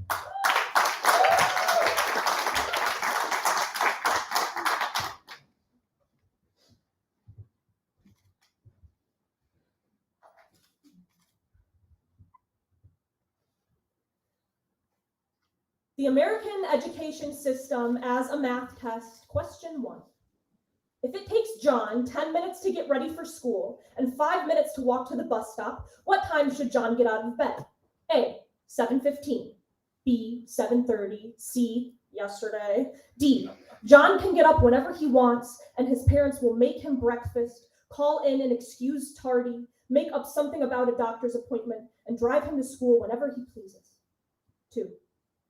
If it takes Devin 10 minutes to get ready, 5 to realize his mother did not come home again last night, 45 to get his siblings, barely younger than him, fed, ready, and out the door, 25 to walk to school, another 30 to get where he needs to be, only to realize he forgot his own lunch again. How many times are we going to tell him his failing grade is because he did not try hard enough? How many times will we chew on his absence and spit it in his face before we notice his stomach rumbling? 3.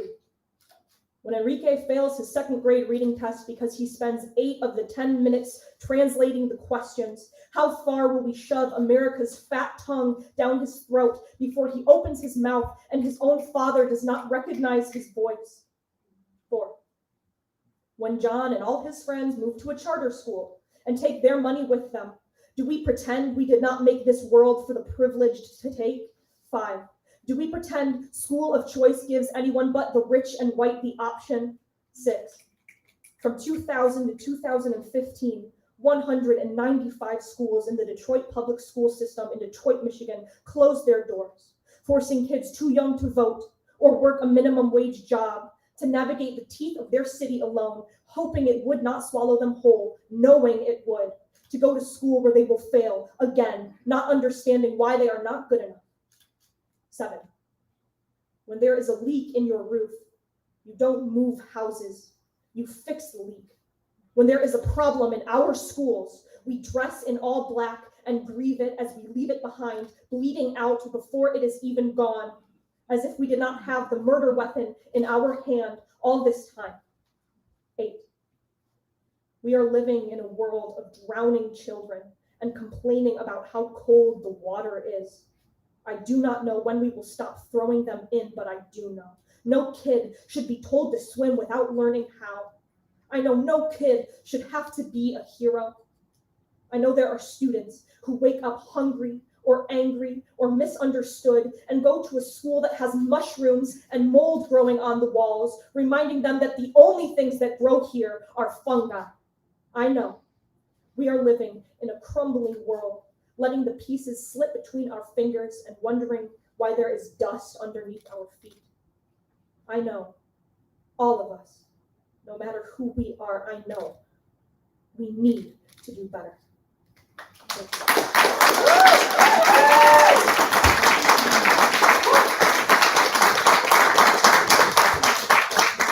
All right, everybody, that was Jillian. We're going to wait for our judges to tabulate the scores. Once those scores are up, all scores are up, I will announce them. All right. In back, we have an 8.8. We have a 9.7. We have a 9.1. We have a 9.5 for Jillian. And then we're rounding up with another 9.5. All right, everybody. So coming to the stage, our next poet is Julia. Julia.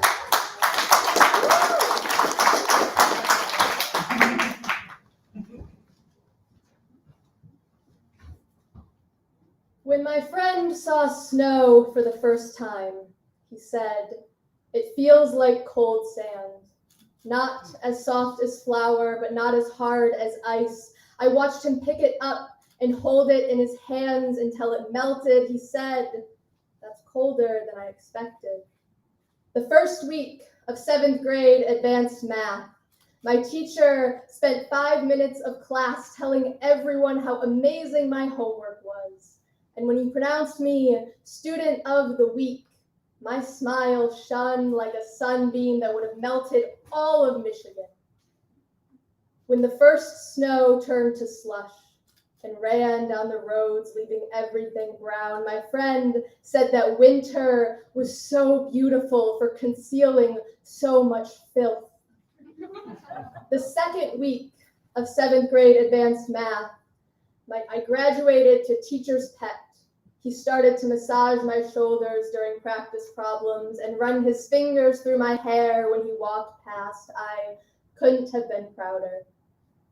When the second snow fell and it became winter, winter that froze your cheeks and stayed for months, my friend asked me if the sun would ever come back. On Thursday of the 3rd week of 7th grade advanced math, my teacher met me at the door. He reached out his hand and squeezed the flesh beneath my pink Abercrombie t-shirt. He said he just wanted to know what it felt like.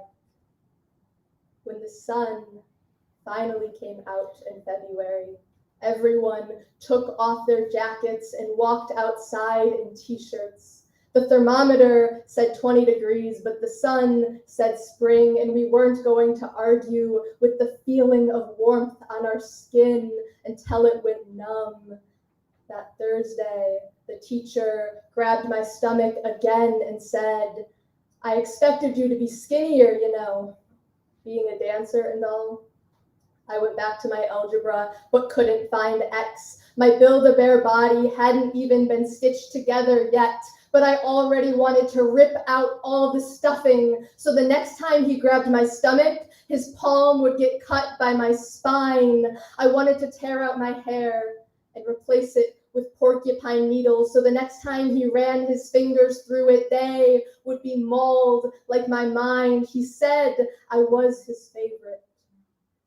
He said I was brilliant, so I stopped trying so hard in class, but he still put my work on the board, and I still smiled when he said I was the best. When the snow fell again, in April. My friend asked me what happened to spring. I said sometimes not even the seasons know when they've changed. When he was fired for sexual misconduct, I was shocked. I asked my friends who it happened to, and they all raised their hands until one of them pointed at me and said, "It happened to you too." And we wonder why girls grow up so fast. Like we wonder why it snows in September and February lasts forever. It's just a side effect of living in Michigan. It's just a side effect of being a girl.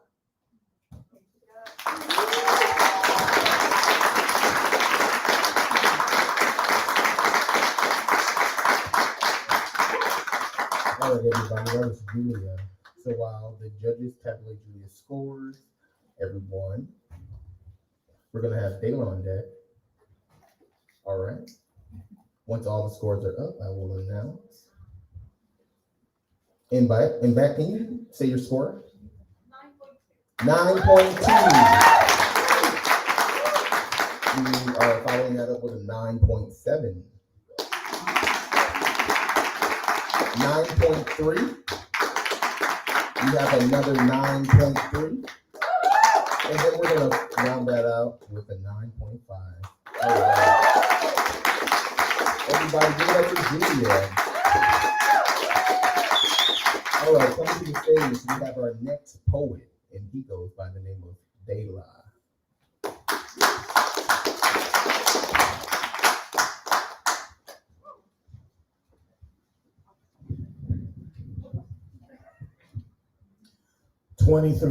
And 23 is the haploid number, the half figure of the total 46 chromosomes that make me all me. 23 is an equal division of myself in a nice little prime product. 23 came in the DNA sequencing kit I got, whose results said I was 50% European. And I was thrilled to get that number, which was higher than I had anticipated, higher than I'd hoped for. 30% of me Iberian, de España.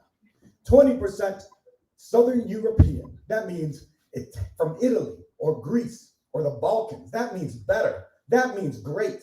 That means better and greater than I thought I was. Mediterraneans get good tans, right? See, I wanted to shout at the merciless accounting of my heredity. You could have accepted half of me. You could have loved that 23. You could have given me that job, Principal Pentwater. You could have let me date her, Daddy Dan. You could have stopped following me around the store, Manager Mary. You could have put your gun down, Policeman Potter.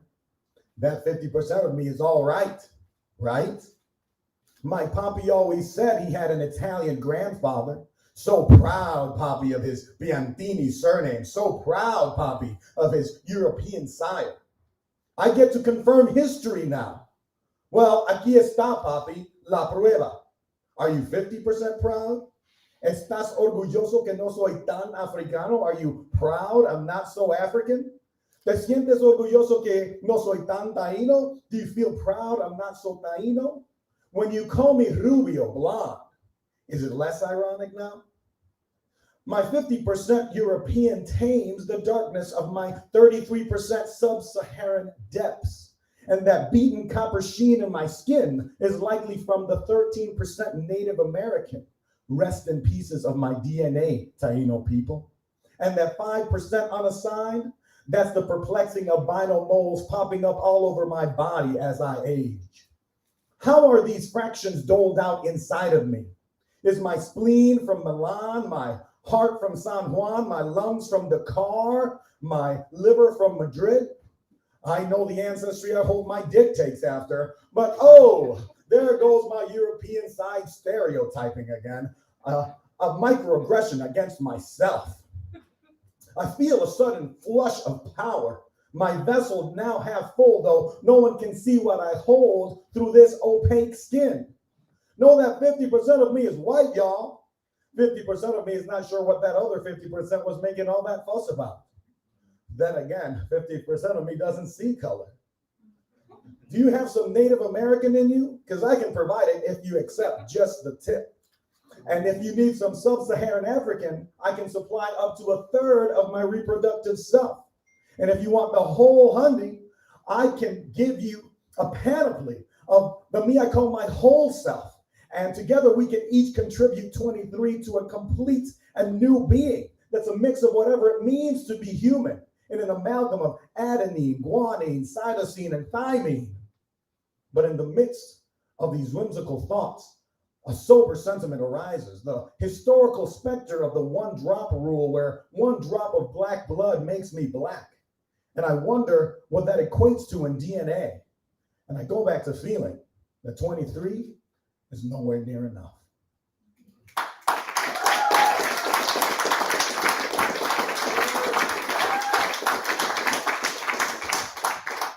All right, everybody, that was Dayla. And while the judges tabulate their scores, I'm just gonna wait here. Okay, in back I see an 8.1. I see an 8.9. We got an 8.8, an 8.5, and then we're rounding out Dayla's scores with a 9.1.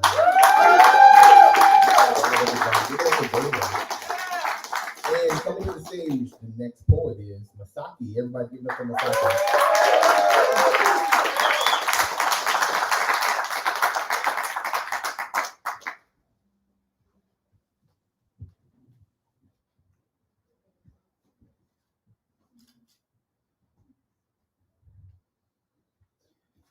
They will say the white boy was just tempted by the mystical Asian woman.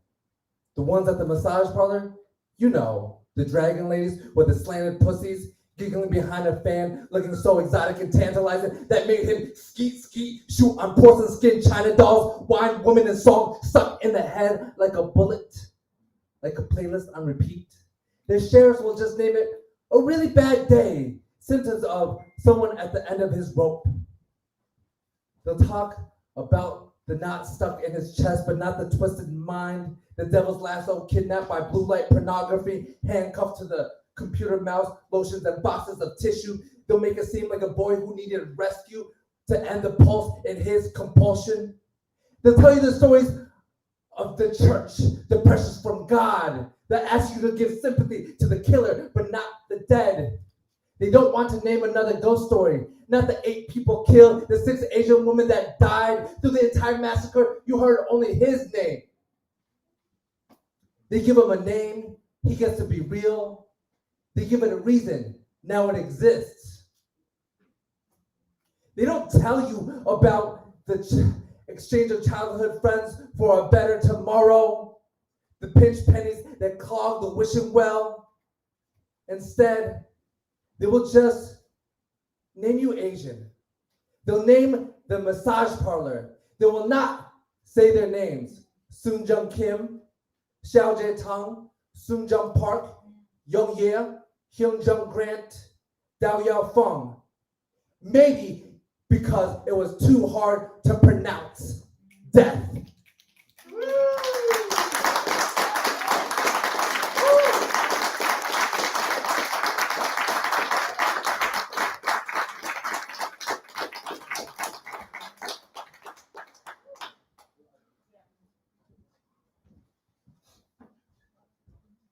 Everybody, that was Masaki. Our next poet coming to the stage, everybody. Oh, we have scores. Scores, everybody. All right, in back, can you shout that out for me? I can't see it. 8. We have a 9. We have another 9. A 9.1. We have a 9.5. Everybody give it up for Masaki.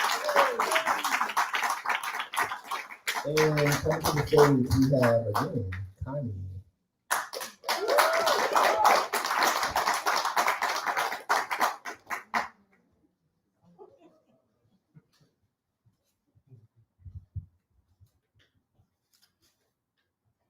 Sometimes he felt like knives, but surgical knives, like he was cutting me up so I could survive.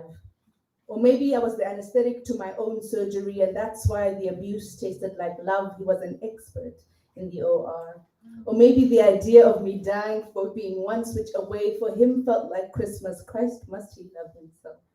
The way he can read women like instruction manuals instead of poetry must make him feel like we are easy to build, easy to break, easy to undo and tie and put back together. He knows people die in the OR. He knows laying a woman flat on a table, conscious or unconscious, and ripping her insides and checking her vitals and checking her vocal cords and checking her money and her blood pressure and her job situation and her location and how silent she seems when she's engraved into these palms. These psalms of pain that you preach into her in abandoned pharmaceutical lobbies, this galvanized gospel that you give her, this Jesus that metamorphosizes every day, this hospital makes it easier for you to vandalize ministry. This ministry rally for your redemption sounds too much like a woman for you to listen, so you'd rather not be saved. You'd rather spend centuries on an operating table than settle with the fact that this anesthetic can only wear off with a feminist in the room. The only way you can breathe with female nurses around is because you know it's the only place they'll watch in awe as you slap my insides across a petri dish and wash them clean, because I was always somewhat dirty. I was always feminine mess, a famine festival, a mental health infused confusion with so much skin to peel and tongue to build, yet still believes in God. I was always somewhat dirty. I think that's why he always confused me for the ground, merged us into two entities, forced me into the beginning of evolution, interchanged my shades of brown, misgendered my love. My love can never be a man. My love can never be a duplicate of marveling at organ transplants and C-sections. My love can never be this Grey's Anatomy false ideology, these knives with welcome carpets as tags. You cannot handle the influx of blood because you know that my menstruation was for me and you and your father and your brother and all the generational tears you left in the womb. The sound of my bones bending was so loud at the dining table, I was a contortionist. Your comments about my body helped me find ways to fit into grains of rice. I paid the price. I am the crucifixion. This is a crucifixion, not a surgery. Why does my whole body feel like pins and needles? How can I feel pins and needles with anesthetic in my veins? How do you seep through my prayers without my permission? My eyes are closed, but I can feel that my soul is open under your rule, some kind of slavery deja vu. Those days are gone. I never needed to be saved. I needed stitches. I did the fixing myself. It is only here, it is only now that I give you permission to close me up.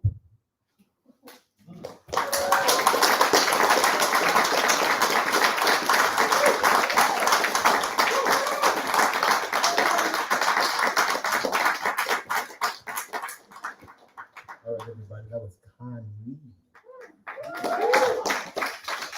So we're going to wait for the judges to put all their scores up. Once all the scores are up, I will announce them. And Give her 10s. all right. So in back, we have a 9.4. We got a perfect 10. Followed by a 9.4. We got an 8.7. And then we're going to finalize Connie's score with a perfect 10.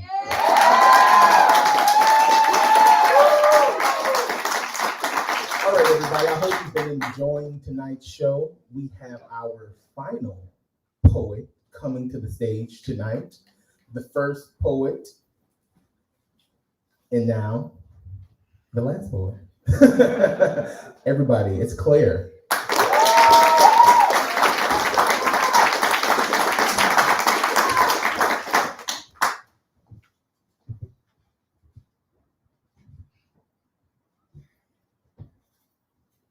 The other day, I went to check a timer on my phone and I saw that it had 24 seconds left. And I could have hit cancel, could have counted it in my head, but I watched it run out instead. One day you're gonna be 5, gonna be on a bike, gonna be 7, gonna wanna sit next to a boy on the carpet during read aloud, gonna be 14 and get your virgin skin pierced, gonna be 3 and learn to walk up and down the stairs. There is a simple little love here. The kind that wraps itself around your teeth on the way out, the kind my mother told me to floss with, the kind that doesn't speak loudly until after it has left. Gonna be 1 and start living in some brown house. Gonna be 9 and in the 4th grade. Gonna be 16 and drive. Gonna be 10 and get to hold up 2 hands when you are asked about your age. This love is the love I grew light pink in, washed my smallest thoughts gently in, let my mother wash me in gently. I bet no one in this room remembers when they started taking showers by themselves. Gonna be 11 and fold an origami heart into something perfect. You have to hold it just right for it to remain perfect. Gonna be 12 and get your pink heart seared for the first time. Gonna be 13 and learn that one day your body won't always be your own. But being in that body feels like my retainer, like the color of my young bedroom walls, like forgetting there are versions of me that have ever cried. Feels warm, like my mother, like when I'm reminded I made 2 people parents. Gonna be 6 and learn how to add things together because all you want to do is make more. Gonna be 8 and devour books with a young girl posing as a main character with pigtails who actually runs through the mud and goes on the swings for 3 hours at a time and sings out loud, not just in the shower, and eats whatever the hell she wants, and then she dies off. The first month away is going to be hard, and you're gonna go home.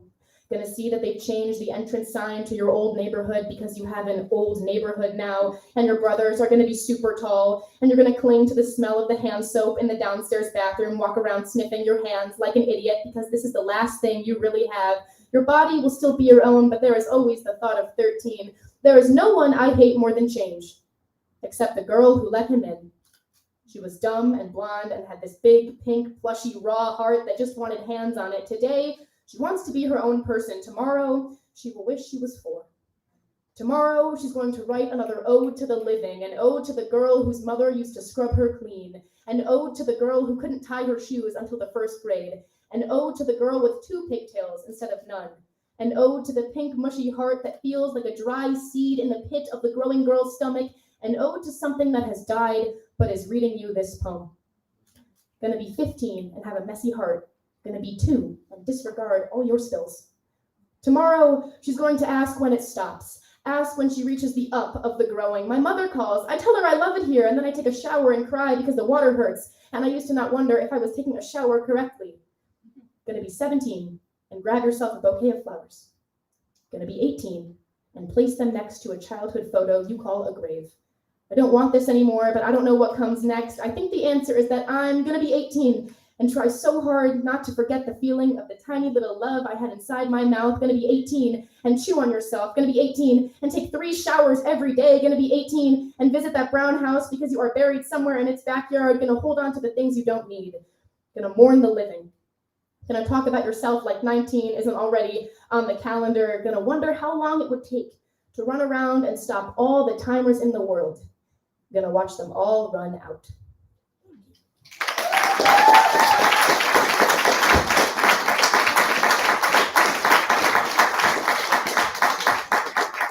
All right, everybody, that wraps up the poetry slam. Everybody give up the player one more time.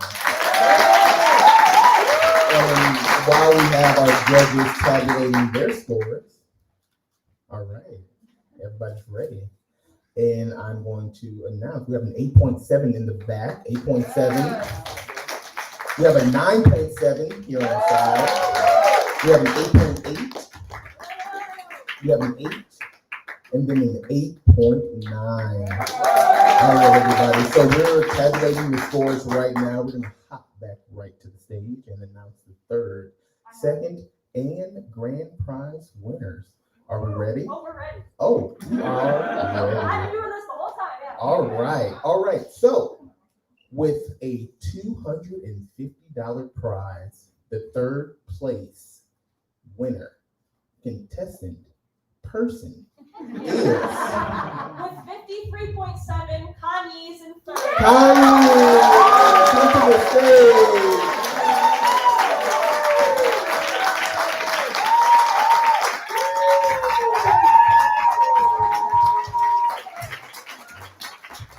All right. In second place with a prize of $500 points. With 54.4, Jillian.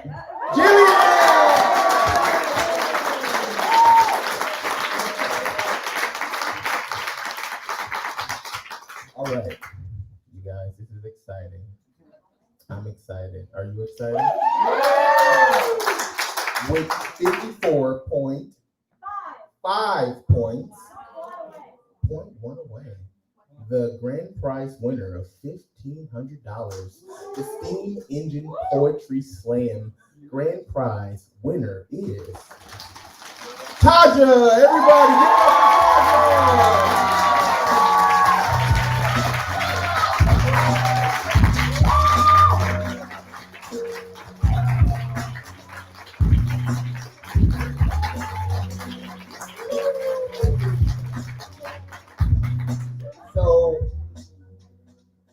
So right now, Taja, would you like to give some words to our audience right now? You're the grand prize winner.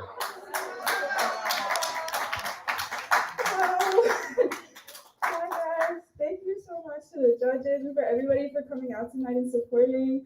Y'all, let me tell you, it's been a rough couple months. So this right here.